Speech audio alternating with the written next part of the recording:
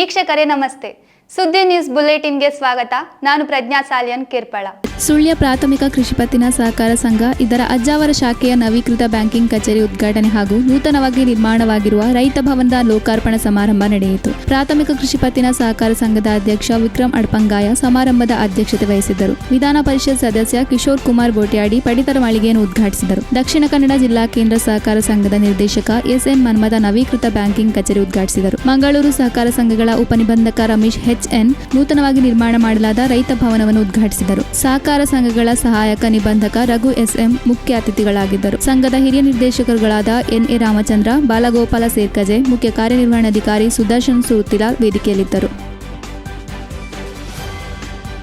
ಕುಕ್ಕೆ ಶ್ರೀ ಸುಬ್ರಹ್ಮಣ್ಯ ದೇವಸ್ಥಾನದಲ್ಲಿ ಇಂದಿನಿಂದ ಶ್ರೀದೇವರ ಹೊರಾಂಗಣ ಉತ್ಸವಾದಿಗಳು ತೆರೆ ಕಾಣಲಿದೆ. ಈ ದಿನ ಮಧ್ಯಾಹ್ನ ಶ್ರೀದೇವರಿಗೆ ವಿಶೇಷ ಪಂಚಾಮೃತ ಮಹಾಭಿಷೇಕ ನಡೆದು ಶುದ್ಧ ಷಷ್ಠಿಯ ದಿನವಾದ ಶನಿವಾರ ರಾತ್ರಿ ಮಹಾಪೂಜೆಯ ಬಳಿಕ ಹೊರಾಂಗಣದಲ್ಲಿ ಪಾಲಕಿ ಮತ್ತು ಬಂಡಿ ಉತ್ಸವ ಸ್ವೀಕರಿಸಿದ ನಂತರ ಒಳಾಂಗಣ ಪ್ರವೇಶಿಸುವುದರೊಂದಿಗೆ ಕ್ಷೇತ್ರದಲ್ಲಿ ಉತ್ಸವಗಳು ಕೊನೆಯಾಗಲಿದೆ. ಎಲ್ಲಾ ಕ್ಷೇತ್ರಗಳಲ್ಲಿ ಪತ್ತನಾಜ ದಿನ ದೇವರ ಉತ್ಸವಗಳು ಕೊನೆಗೊಂಡರೆ ಕುಕ್ಕೆಯಲ್ಲಿ ಶುದ್ಧ ಷಷ್ಠಿಯ ದಿನ ಉತ್ಸವಾದಿಗಳು ಕೊನೆಗೊಳ್ಳುವುದು ವಿಶೇಷವಾಗಿದೆ.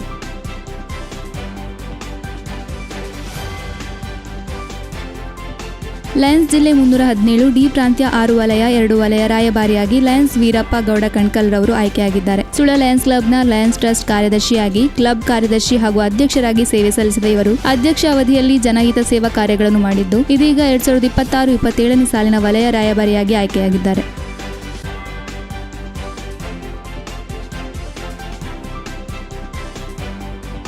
ಕರ್ನಾಟಕ ಸರ್ಕಾರ ಪೊಲೀಸ್ ಇಲಾಖೆಯಿಂದ ಪಬ್, ಬ್ರೇವರೀಸ್, ಬಾರ್, ಕ್ಲಬ್ ಹಾಗೂ ಎಲ್ಲಾ ರೀತಿಯ ಮದ್ಯ ಮಾರಾಟ ಕೇಂದ್ರಗಳಲ್ಲಿ ವಯಸ್ಸಿನ ಪರಿಶೀಲನೆ ಕೈಗೊಳ್ಳುವುದನ್ನು ಕಡ್ಡಾಯಗೊಳಿಸುವ ಬಗ್ಗೆ ಸೂಚನಾ ಆದೇಶ ಬಂದಿರುವ ಹಿನ್ನೆಲೆಯಲ್ಲಿ ಬೆಳ್ಳಾರೆ ವ್ಯಾಪ್ತಿಗೊಳಪಟ್ಟ ಬಾರ್ ಮತ್ತು ಮದ್ಯದ ಅಂಗಡಿಗಳ ಮಾಲಕರನ್ನು ಕರೆಸಿ ಮಾಹಿತಿ ನೀಡುವ ಸಭೆ ಬೆಳ್ಳಾರೆ ಪೊಲೀಸ್ ಠಾಣೆಯಲ್ಲಿ ನಡೆಯಿತು. ಸಭೆಯಲ್ಲಿ ಬೆಳ್ಳಾರೆ ವ್ಯಾಪ್ತಿಯ ಮದ್ಯದಂಗಡಿಗಳು ಮತ್ತು ಬಾರ್ ಮಾಲಕರು ಭಾಗವಹಿಸಿದ್ದರು. ಪೊಲೀಸ್ ಠಾಣಾ ಉಪನಿರೀಕ್ಷಕರಾದ ಈರಯ್ಯ ಡಿಎನ್ ರವರು ಸರ್ಕಾರದಿಂದ ಬಂದಿರುವ ಆದೇಶ ಸೂಚನೆಯನ್ನು ಸಭೆಯಲ್ಲಿ ಪ್ರಸ್ತಾಪಿಸಿದರು.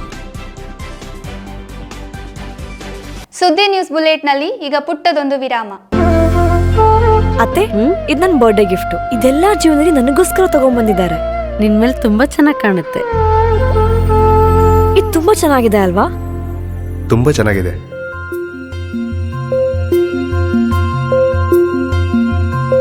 It will look really good on you. Amma? Huh? Mother is always son's first love.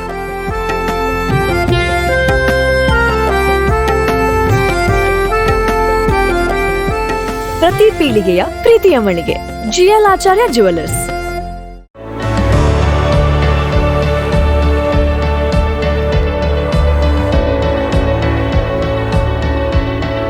ನಮಸ್ಕಾರ ರೈತ ಬಾಂಧವರೇ, ಉತ್ತಮ ಗುಣಮಟ್ಟದ ಗಿಡಗಳಿರುವ ನರ್ಸರಿಯನ್ನ ಹುಡುಕ್ತಾ ಇದ್ದೀರಾ? ಹಾಗಾದ್ರೆ ನಮ್ಮ ಸುಳ್ಯದ ಮೊಗರ್ಪಡೆ ಮಸೀದಿ ಮುಂಭಾಗವಿರುವ ಕರ್ನಾಟಕ ಅಗ್ರಿ ಗಾರ್ಡನ್ ನರ್ಸರಿಗೆ ಭೇಟಿ ಕೊಡಿ. ಇಲ್ಲಿ ಉತ್ತಮ ತಳಿಯ ಹೈಬ್ರಿಡ್ ತೆಂಗಿನ ಗಿಡಗಳು, ಕೋಕೋ ಗಿಡಗಳು, ಅಡಿಕೆ ಗಿಡಗಳಾದ ಎಂಟರಮಂಗಲ, ಮೋಹಿತ್ ನಗರ, ಸೈಗಾನ್, ರತ್ನಗಿರಿ, ಸುಮಂಗಲ, ಸ್ವರ್ಣ ಮಂಗಳ, ಊರಿನ ಮಂಗಳ ಮತ್ತು ಜಾಯಿಕಾಯಿ ಗಿಡ, ವಿವಿಧ ರೀತಿಯ ಹಣ್ಣಿನ ಗಿಡಗಳು, ಕರಿಮೆಣಸಿನ ಕಸಿ ಗಿಡ, ಪಣಿಯೂರು 7 ಲಭ್ಯ ಹಾಗೂ ಶತಮಂಗಲ ಅಡಿಕೆ ಗಿಡಗಳು ಲಭ್ಯ. Karnataka agri garden nursery, Mogarpade, Halegate, Sullia. Booking ಆಗಿ ಇಂದೇ ಸಂಪರ್ಕಿಸಿ 9048865019 9946123801. ವಿರಾಮದ ಬಳಿಕ ಸುದ್ದಿ ನ್ಯೂಸ್ ಬುಲೆಟಿನ್ಗೆ ಮತ್ತೆ ಸ್ವಾಗತ. ಸುಳ್ಯ ತಾಲೂಕು ಟೂರಿಸ್ಟ್ ಕಾರ್ ಮತ್ತು ವ್ಯಾನ್ ಚಾಲಕ ಮಾಲಕರ ಸಂಘ ಪಯಸ್ವಿನಿ ಇದರ ವತಿಯಿಂದ ಶ್ರೀ ಕಲ್ಕುಡ ದೈವಸ್ಥಾನದ ಪುನರ್ ಪ್ರತಿಷ್ಠಾ ಕಲಶೋತ್ಸವಕ್ಕೆ ದೇಣಿಗೆ ನೀಡಲಾಯಿತು. ಸಂಘದ ಸದಸ್ಯರಿಂದ ಸಂಗ್ರಹಿಸಿದ ಒಟ್ಟು ಮೊತ್ತ 30,506 ಅನ್ನು ಆಡಳಿತ ಧರ್ಮದರ್ಶಿ ಪಿಕೆ ಉಮೇಶ್ ರವರಿಗೆ ಹಸ್ತಾಂತರಿಸಿದರು.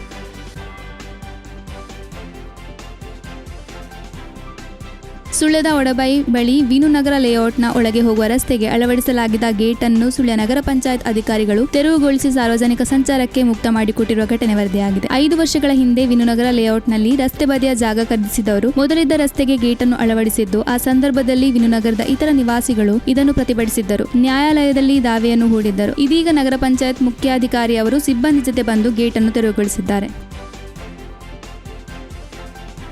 ದುಗಲಡ್ಕ ಕೊಯ್ಕುಳಿ ನಿವಾಸಿಯಾಗಿದ್ದು ಪ್ರಸ್ತುತ ದೊಡ್ಡೇರಿಯಲ್ಲಿರುವ ಚಂದ್ರಶೇಖರ್ ಎಂಬುವರ ಪುತ್ರ ಡಿಸಿ ಕೌಶಿಕ್ ಜೂನ್ 18ರಿಂದ ಕಾಣೆಯಾಗಿದ್ದು, ಈ ಬಗ್ಗೆ ಮನೆಯವರು ಸುಳ್ಯ ಪೊಲೀಸ್ ಠಾಣೆಯಲ್ಲಿ ದೂರು ನೀಡಿದ್ದಾರೆ. ಕಾಣೆಯಾಗಿರುವ ಯುವಕ ಸುಳ್ಯದ ಎಲೆಕ್ಟ್ರಿಕಲ್ ಅಂಗಡಿಯೊಂದರಲ್ಲಿ ಕೆಲಸ ನಿರ್ವಹಿಸುತ್ತಿದ್ದು, ಜೂನ್ 18ರಂದು ಸಂಜೆ ಸುಮಾರು 7 ಗಂಟೆಗೆ ಕೊಯ್ಕುಳಿ ಮನೆಯಿಂದ ದೊಡ್ಡೇರಿಗೆ ಹೋಗಿ ಬರುವುದಾಗಿ ಹೇಳಿ ಹೋದವನು ಮತ್ತೆ ಮನೆಗೆ ಹಿಂತಿರುಗಲಿಲ್ಲ. ಈತನಿಗೆ ಅಲ್ಪಮಟ್ಟದ ಮಾನಸಿಕ ರೋಗವಿದ್ದು, ಈತನನ್ನು ಯಾರಾದರೂ ಕಂಡು ಬಂದಲ್ಲಿ ಸ್ಥಳೀಯ ಪೊಲೀಸ್ ಠಾಣೆಗೆ ಮಾಹಿತಿ ನೀಡುವಂತೆ ಸುಳ್ಯ ಪೊಲೀಸ್ ಪ್ರಕಟಣೆಯನ್ನು ನೀಡಿದೆ.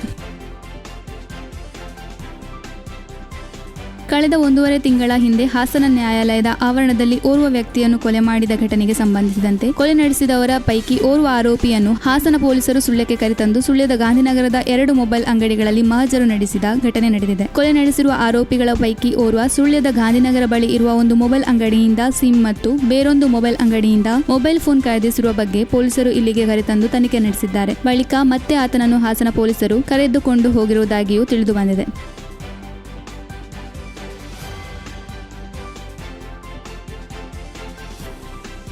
ಹಾವೇರಿ ಮೂಲದ ನಿವಾಸಿ ಚಿನ್ನಪ್ಪ ಅಲ್ಪಕಾಲದ ಅಸೌಖ್ಯದಿಂದ ಮರ್ಕಂಜದ ಸೇವಾಜಿಯಲ್ಲಿ ನಿಧನರಾಗಿದ್ದಾರೆ. ಇವರಿಗೆ 34 ವರ್ಷ ವಯಸ್ಸಾಗಿತ್ತು.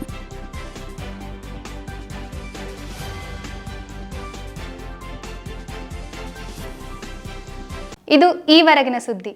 ನಿರಂತರ ಕಾರ್ಯಕ್ರಮಗಳಿಗಾಗಿ ನೋಡಿ ಸುದ್ದಿ ಡಿಜಿಟಲ್ ಚಾನೆಲ್. ನಮ್ಮ ಚಾನೆಲ್ ಸಬ್ಸ್ಕ್ರೈಬ್ ಮಾಡಿ. ನಮಸ್ತೆ.